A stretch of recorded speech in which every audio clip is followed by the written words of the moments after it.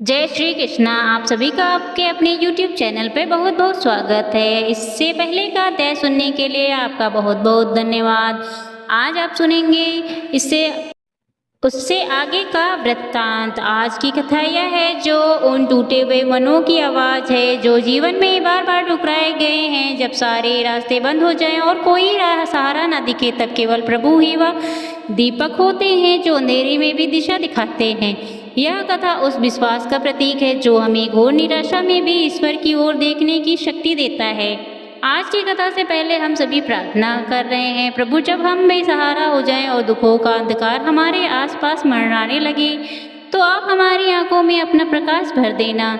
जब जीवन में कोई साथ ना दे, तब आप हमें गोद में छिपा लेना, जैसे एक माँ अपने बच्चे को थामती है। आज सुनिए आज की कथा। मुनियों ने श्री व्यास जी से कहा, पुरुषोत्तम व्यास जी, आपने भारतवर्ष तथा पुरुषोत्तम क्षेत्र के अद्भुत गुणों का वर्णन किया है। उस क्षेत्र के उत्तम महात्मा को सुनाकर हमें बड़ी प्रसन्नता हुई। अब हमारे मन में बहुत दिनों से यह संदेह है, उसका निवारण करने का आपके सिवा दूसरा कोई नहीं है। हम भूतल पर हैं। श्री कृष्ण, बलदेव और सुभद्रा के अवतार का रहस्य सुनना चाहते हैं। वीरवर श्री कृष्ण और बालभद्र किस लिए अवतरित हुए थे? वे वासुदेव के पुत्र होकर नंद के घर में ही क्यों रहे? यह मृत्युलोक सर्वथा निसार है, इसमें अधिकतर दुखी दुख भरा है। यह पानी के बुलबुले की तरह अत्यंत चंचल और क्षणभंगुर है। इसकी भयंकरता इतनी बड़ी हुई है कि उसका विचार आते ही रोंगटे खड़े हो जाते हैं। ऐसे संसार में उन्हें जन्म ग्रहण करने की भला क्या आवश्यकता पड़ी? इस भूतल पर अवतरित होकर उन्होंने जो लीलाएं की, उसका भी विस्तार पूर्वक वर्णन कीजिए। उनका संपूर्ण चरित्र अद्भुत और अलौकिक है। भगवान संपूर्ण देवताओं के स्वामी हैं और सुर श्रेष्ठ हैं और पृथ्वी को उत्पन्न करने वाले तथा अविनाशी परमात्मा हैं। उन्होंने अपने दिव्य स्वरूप को मनुष्यों के बीच में कैसे प्रकट किया? जो भगवान संपूर्ण जगम प्राणियों की गति है, वे मानव शरीर में कैसे आए? इस देवता और दैत्य भी बड़े आश्चर्य की बात मानते हैं। हे महामुनि, आप भगवान विष्णु के आश्चर्यजनक अवतार की कथा भी सुनाइए। भगवान के बल और पराक्रम विख्यात हैं, उनके तेज की कोई तुलना नहीं है। वे अपने अलौकिक चरित्रों के द्वारा आश्चर्य रूप जान पड़ते हैं। आप उनके तत्व का वर्णन कीजिए। मुनिवर, भगवान पुरुषोत्तम देवताओं की पीड़ा दूर करने वाले और सर्वव्यापी हैं, जगत के रक्षक और सर्वलोक महेश्वर हैं। संसार की सृष्टि, पालन और संहार सब वे ही करते हैं। वे ही सब लोगों को सुख देने वाले हैं। वे अक्षत, सनातन, अनंत, क्षय और वृद्धि से रहित, निर्लेप, निर्गुण, नित्य और अचल, निर्मल, शाश्वत परमात्मा है। सतयुग में उनका विशुद्ध हरि नाम का सुना जाता है। देवताओं में वे वैकुंठ और मनुष्य में श्री कृष्ण नाम से विख्यात हैं। उन्हीं परमेश्वर की भूत और भविष्य लीलाओं को, जिनका रहस्य अत्यंत गहन है, आज हम सुनना चाहते हैं।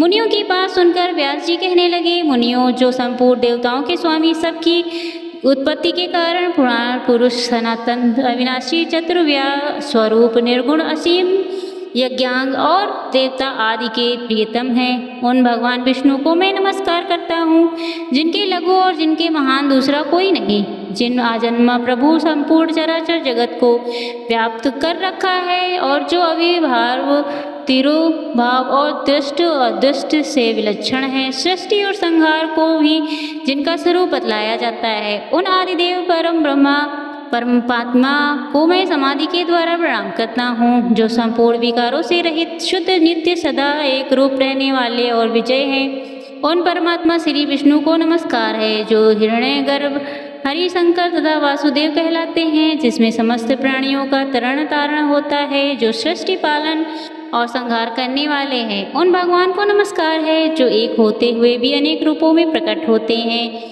स्थूल और सूक्ष्म, व्यक्त और अव्यक्त, जिनके स्वरूप हैं और जो मोक्ष के कारण हैं। उन भगवान विष्णु को नमस्कार है, जो जग जन्मय हैं, जगत की सृष्टि, पालन और संहार के मूल कारण हैं। उन परमात्मा भगवान विष्णु को नमस्कार है, जो सूक्ष्म से भी सूक्ष्मतर, संपूर्ण विश्व के आधारभूत, समस्त प्राणियों के भीतर विराजमान और अपनी महिमा के कभी श्वेत न होने वाले हैं। उन भगवान पुरुषोत्तम को प्रणाम है, जो वास्तव में अत्यंत निर्मल ज्ञान स्वरूप होते हुए भी ब्रह्म पूर्ण दृष्टि के कारण भिन्न भिन्न पदार्थों के रूप में स्थित दिखाई देते हैं, जिनका आदि नहीं, जो संपूर्ण जगत के ईश्वर, अजन्मा, अक्षय और अविनाशी हैं, उन भगवान श्री हरि को नमस्कार करके मैं उनके अवतार की कथा प्रारंभ करता हूँ। इस प्रकार व्यास जी ने भगवान श्री हरि की स्तुति की। पूर्व काल में दक्ष आदि श्रेष्ठ मुनियों के पूछने पर कमल योनि भगवान ब्रह्मा जी ने जो भी कुछ कहा था मुनि, वही मैं आप लोगों को कहूँगा। जो अपने चारों मुखों से ऋग, साम आदि चारों वेदों का उच्चारण करते हुए तीनों लोक को पवित्र करते हैं, जिनका प्रादुर्भाव एक कण के जल से हुआ है, असुर जिनके यज्ञों का लोप नहीं कर पाते, उन भगवान ब्रह्मा जी को प्रणाम करके मैं उन्हीं की यही कथा तथा आरंभ करता हूँ, जिन्होंने सृष्टि के उद्देश्य से धर्म आदि को प्रकट किया। उन अव्यक्त जन्मा ब्रह्मा जी के संपूर्ण मत का ही मैं वर्णन करूँगा। पूर्व काल भी भगवान का अयन अर्थात निवास स्थान हुआ, इसलिए वे नारायण कहलाते हैं। वे भगवान नारायण सबको व्याप्त करके स्थित हैं। वे ही सगुण और निर्गुण कहलाते हैं। वे दूर भी हैं और समीप भी। उनकी वासुदेव संज्ञा है। ममता का त्याग करने पर भी उनका साक्षात होता है। उनमें रूप और वर्ण आदि काल्पनिक भाव नहीं है। वे सदा शुद्ध, सुप्रतिष्ठित और एक रूप हैं। जब जब धर्म की हानि और अधर्म का उत्थान होता है, तब तब वे अपने आप को संसार में प्रकट करते हैं। पूर्व काल में उन्हीं प्रजापालक भगवान ने वराह रूप धारण करके थूथन से जल को हटाया और रसातल में डूबी हुई पृथ्वी को अपनी एक डाढ़ से कमल के फूल के ऊपर उठा लिया। उन्होंने नरसिंह रूप धारण करके हिरण्यकश्यप का वध किया और विप्रचित आदि अन्य दानवों को भी मार गिराया। फिर वामन अवतार लेकर माया से बलि को बांधा और दैत्यों को जीतकर तीनों लोग को अपने 3 पंगों से ही नाप लिया। वे ही भृगुवंश में परम प्रतापी जन्म दादी कुमार परशुराम के रूप में उत्पन्न हुए, जिन्होंने पिता का बदला लेने के लिए क्षत्रियों का संहार कर डाला। उन्हीं भगवान ने अत्रि कुमार प्रतापी दक्षिण के रूप में अवतीर्ण होकर महात्मा अर्लक को अष्टांग योग का उपदेश दिया। त्रेता युग में दशरथ नंदन श्री राम के रूप में प्रकट होकर उन्होंने श्री त्रिभुवन को भय देने वाले रावण का युद्ध में संहार किया था। प्रलय काल में जब सारी सृष्टि एकाग्र में निमग्न हो गई, उस समय देवताओं के भी देवता जगतपति श्री विष्णु 1 सहस्त्र युगों तक शेषनाग की सैया पर सोते रहे। वास्तव में वे योग निद्रा का आश्रय लेकर अपनी योग महिमा स्थित हो गए थे। संपूर्ण चराचर जगत को उन्होंने अपने उदर में स्थापित कर रखा था।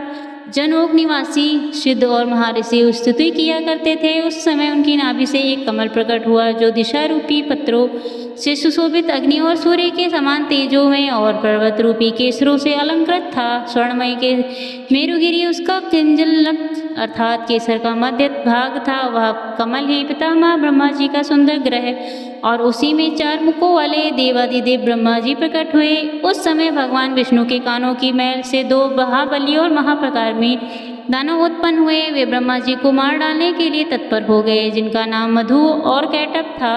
भगवान ने तब समुद्र रूपी शयन ग्रह से उठकर उन दोनों दुर्धर्ष दैत्यों का वध किया तथा और भगवान के असंख्य लीलाएं हैं, जिनकी मैं गणना नहीं कर सकता। मुनियों, इस समय अजन्मा भगवान के जिस अवतार का प्रसंग चल रहा है, वह मथुरा में हुआ था। इस प्रकार भगवान की जो सात्विक मूर्ति है, वही अवतार धारण करती है। वह प्रद्युम्न नाम से विख्यात है और सदा रक्षा कार्य में संलग्न रहती है।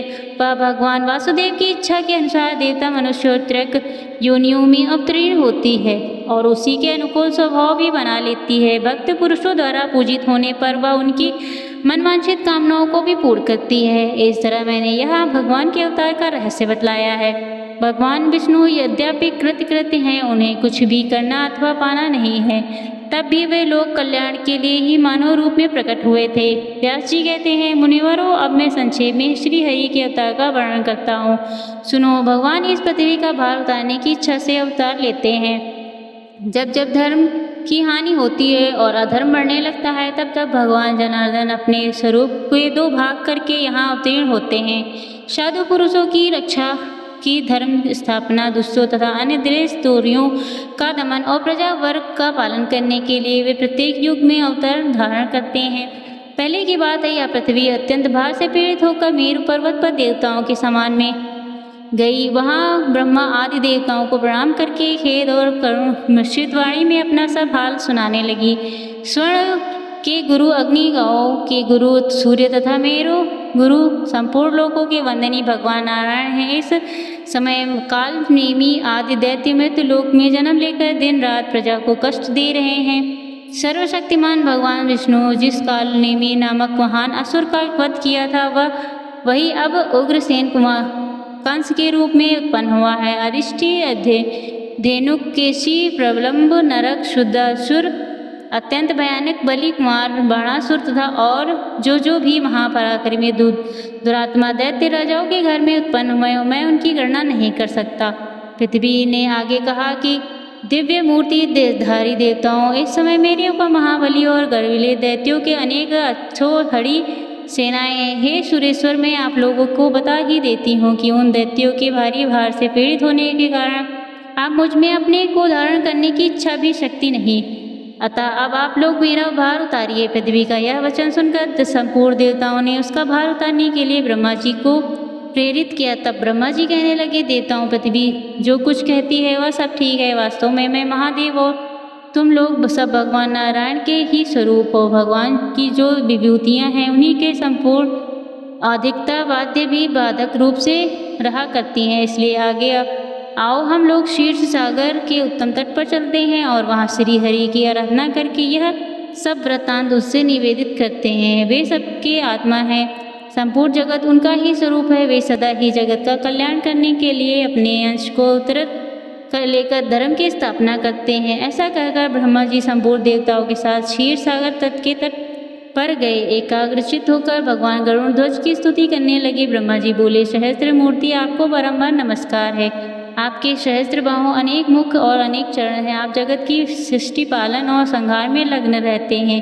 हे अप्रेम में परमेश्वर, आपको बारंबार नमस्कार है। गौरवशाली प्रकृति, सृष्टि, बुद्धि, महत्व, अहंकार तथा वाणी के भी प्रधान मूल्य हैं आप। हे देव, यह पृथ्वी आपकी शरण में आई है। इस समय भूतल पर जो बड़े बड़े असुर उत्पन्न हुए हैं उनके द्वारा पीड़ित होने से इसके पर्वत रूपी बंधन शिथिल हो गए हैं। आप संपूर्ण जगत के परम आश्रय हैं। आपकी महिमा अपरंपार है। यह वसुधा अपना भार उतारने के लिए ही आपकी सेवा में उपस्थित हुई है। हम लोग भी यहाँ उपस्थित हुए हैं। यह इंद्र, दोनों अश्विनी कुमार, वरुण, रुद्र, वसु, आदित्य, वायु, अग्नि तथा अन्य संपूर्ण देवता भी यहाँ खड़े हैं। देवेश्वर, मुझे इन देवताओं को जो भी करना है उसके लिए आज्ञा दीजिए। आपके ही आदेश का पालन करते हुए हम लोग सदा संपूर्ण दोषों से मुक्त रह सकेंगे। लो।